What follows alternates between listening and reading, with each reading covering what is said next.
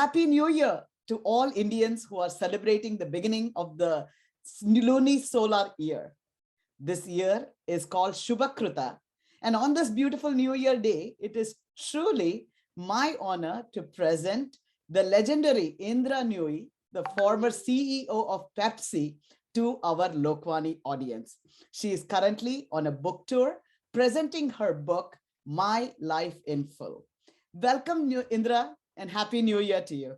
Happy New Year to you too, Ranjani. Very nice to be on your show. Thank you so much. And Indra, do you celebrate Indian holidays? Oh yeah, absolutely. My mother will do all the stuff today. I'm not there, but I'll go home and celebrate it all. Fantastic, fantastic. Well, thank you so much, Indra, for writing this book.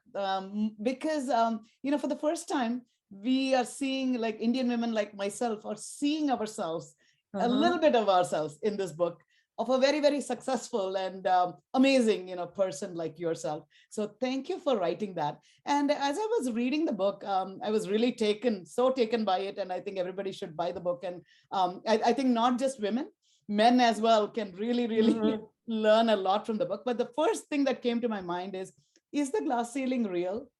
Because looking at your book, it does not seem to be. And if it is real, what special powers that you had to break through? That's a leading question. Let me start off by saying it's glass, so you can actually break through it. It's not an iron ceiling, it's not a steel door, it's a glass ceiling. And I think you can see through it, you can break through it. But it's not easy because getting to the top is very difficult. And you've got to realize that the pyramids in a corporation actually narrows as you go to the top. So you've got to be better than everybody else, and you've got to learn what's going on as the world is changing around you. So getting to the top is not that easy. It's a decision you have to make personally. Do you want to put all the effort to get to the top, or are you happy just doing a good job and progressing slowly? Which are all good options, don't get me wrong, because if you set yourself a goal of getting to the top and you don't get there, you get very disappointed, even though the odds are very, very low. So I would say set reasonable goals for yourself and somehow try to make them step by step by step. Fantastic. What a beautiful answer. One of the things that I really was taken by reading your book was that I didn't see that you actually set a goal to reach the top, but rather seemed like you wanted to do something to accomplish just some things for the company. Is there a difference in this? Like, I want to be CEO versus I want to do a really good job at what I am doing? The latter is very, very important. I never started out to be CEO. And I think that's why I moved ahead, because I wasn't obsessing about that at all. I was more interested in how do I do the job I'm doing exceedingly well and really earn my stripes.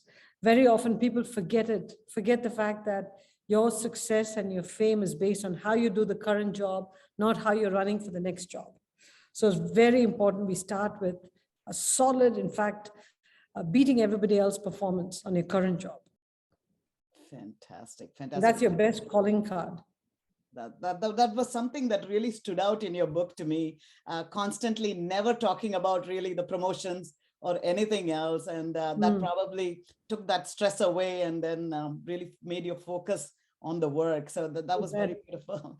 One of the other things I've heard from you, Indra, is that you really succeeded because you had some terrific mentors who came your way. And you also mentioned that mentors find you in a very typical, Hindu sense, the guru finds you. So what advice would you have for women to become mentor ready so that when the mentor is flying around, they can actually, you can capture their attention? You have to have a proposition. People have got to know what you're good at. And it's got to be a proposition that's relevant to what the company needs, as opposed to, I can paint when a company doesn't need a painter. And so you've got to have a proposition that is very relevant to the company, and the company can call upon you in the moments that they need you. And if you can demonstrate value to the company, people want to seek you out, people want to mentor you because they think you're going to go places and they want to hitch their success to you to say, hey, she's done well, I had a say in it.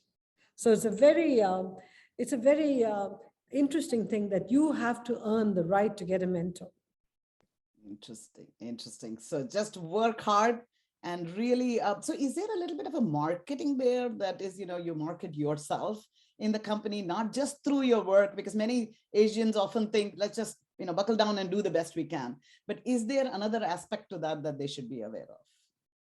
I think it's marketing, not marketing yourself, just doing a very good job at what you're given, but then doing it better than anybody else around you. And not showing off, but demonstrating through what you deliver, what you present, that what you've done is truly spectacular.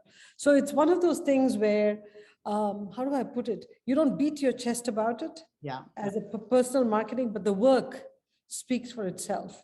The quality of the work, the way you thought about it, the way you expanded the definition of the job, everything, just gives you that added attention from other people who say, she's not about herself.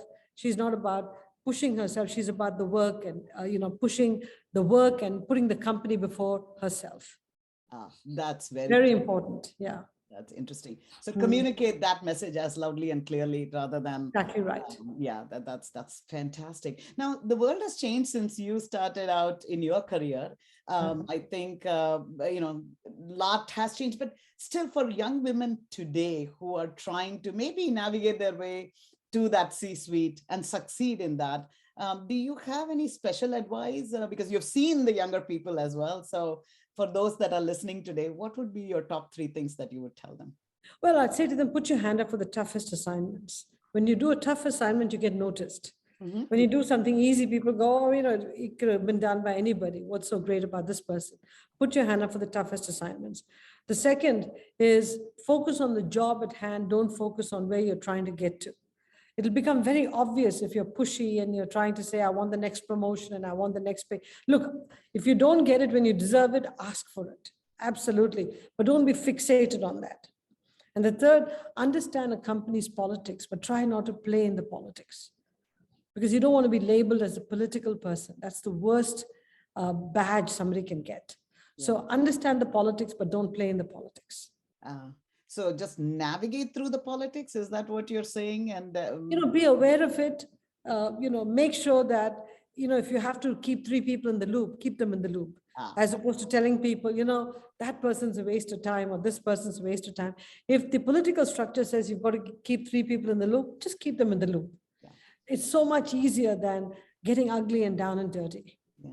That's the other thing that I saw in your book, which was really interesting, that there was never anything negative that you said. For example, I noticed there was one event where you said somebody, didn't take you on a flight because it was a man's only trip.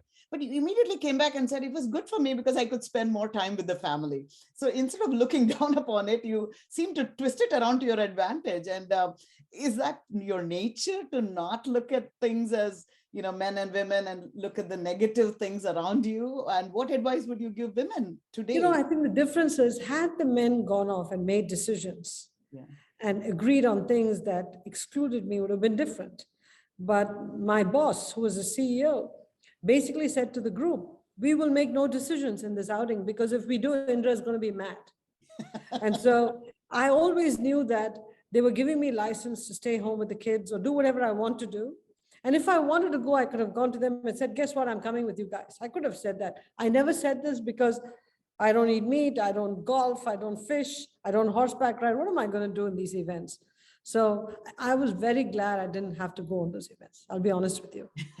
So you're saying that's not what leads to success. People, when they say you need to know golfing, you need to know, many of the things that you talked about, you need to have a drink and things like that. But there seems to be a different way that you made it to that top.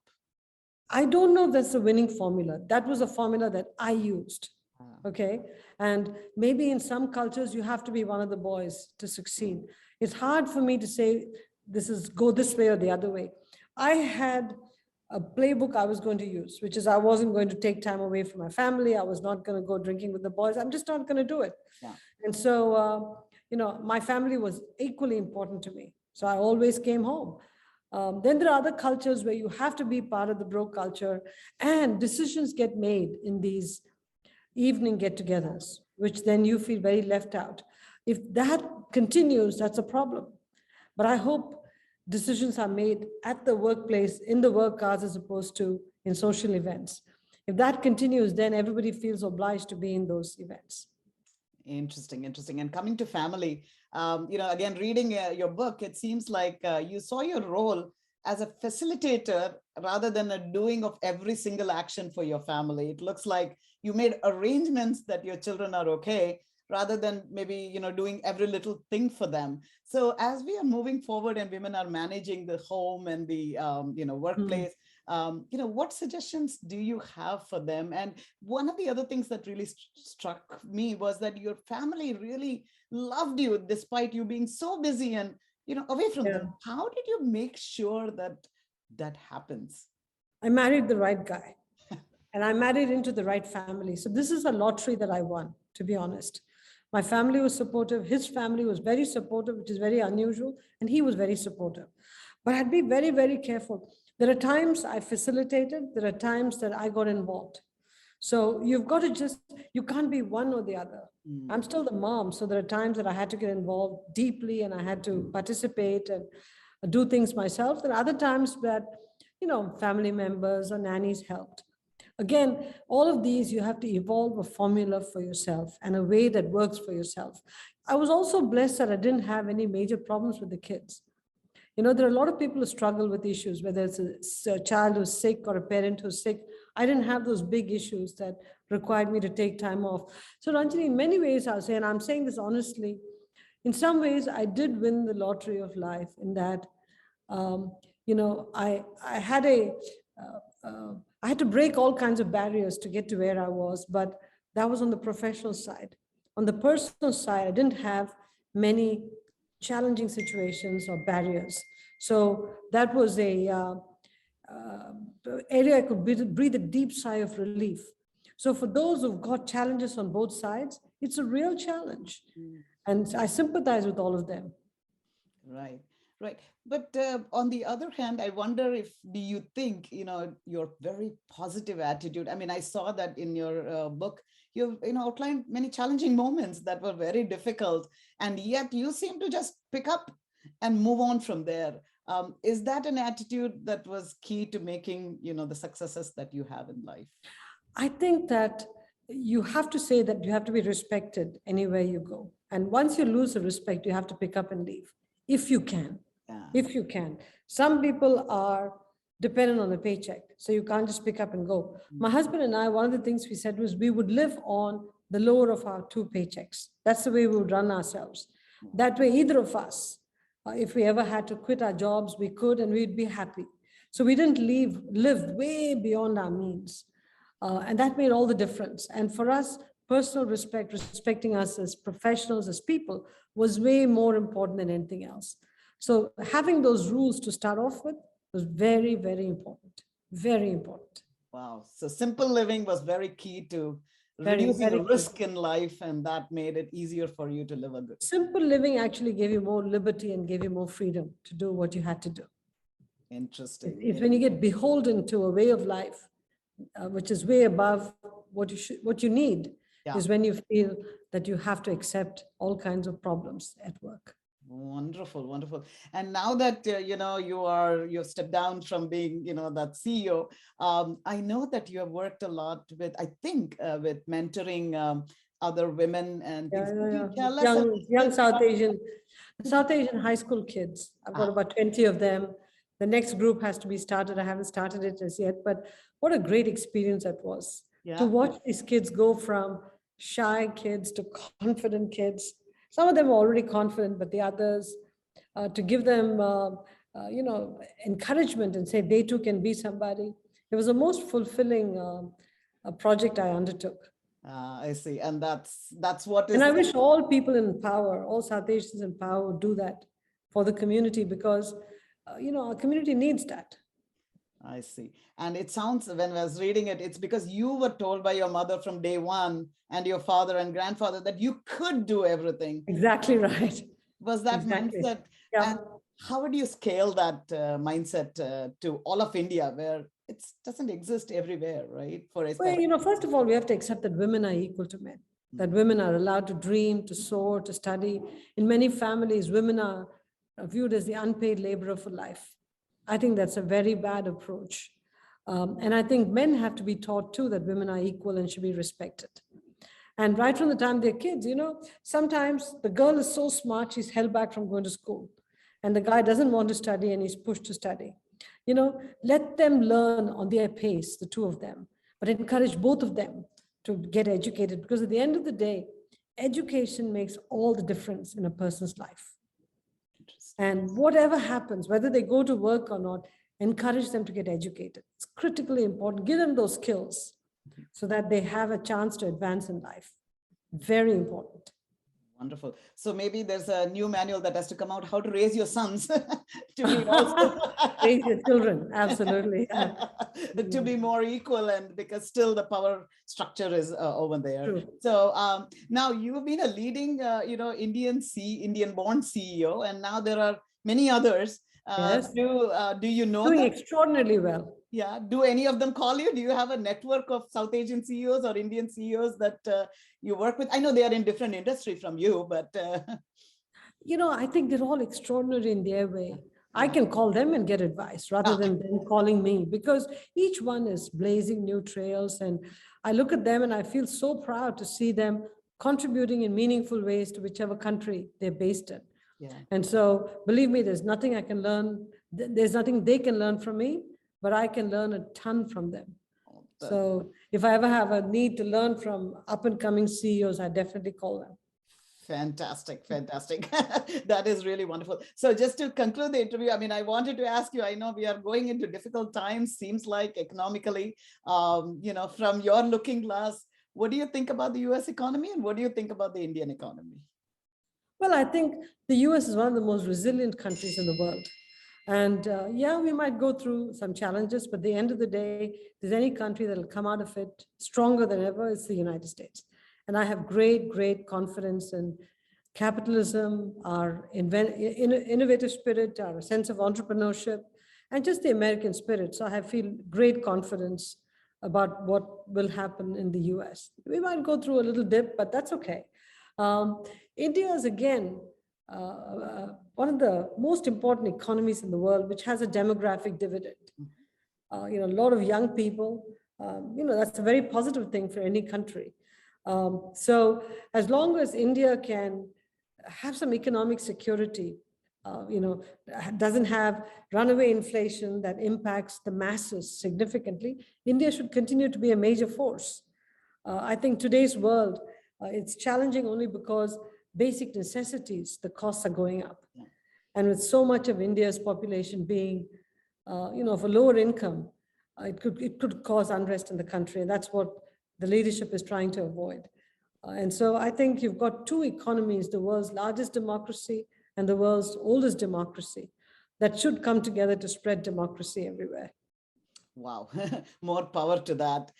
So in your life, Indra, any regrets at all? I wish there was more time in life. There isn't. In my youth, I wish there'd been more hours in the day. I wish there'd been more technology so I could have kept in touch with my kids and my family constantly. What we take for granted today, we didn't have then. Yeah. So, it's different worlds. But at the end of the day, I have no regrets, Ranjani, because I can't do anything about the regrets. Beautiful. So I'm thinking ahead in terms of what can I do to give back. So that's all I'm focused on right now. And what is that biggest next 10 years look like for Indra Nooyi?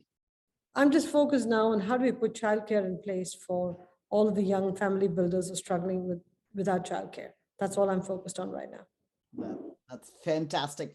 Actually, I remember a long time ago when I was at IIT, one of the IAS officers, woman, coming to me and telling me equality can only happen when the womb is outsourced. But maybe that's, I know artificial womb is in the way, but maybe there are other wonderful ideas, and more power to you, Indra. Thank you, Ranjani. Where are you from? I am from Bombay. I went to IIT Bombay. I'm a Tamilian from IIT Bombay, married to Punjabi. That's what I thought, because I could feel that Tamilian thing coming through you. I can relate to you. There you go. That's why when I read your, book, I said, "Oh, this is so spectacular," because I'm sure you could relate to it. A lot of the book. Lot of the book, and but it was not just for me, but for the world at large. There's so much for everyone in that book, and so really, Indra, thank you so much. Thank you, Ranjani. Very nice to meet you.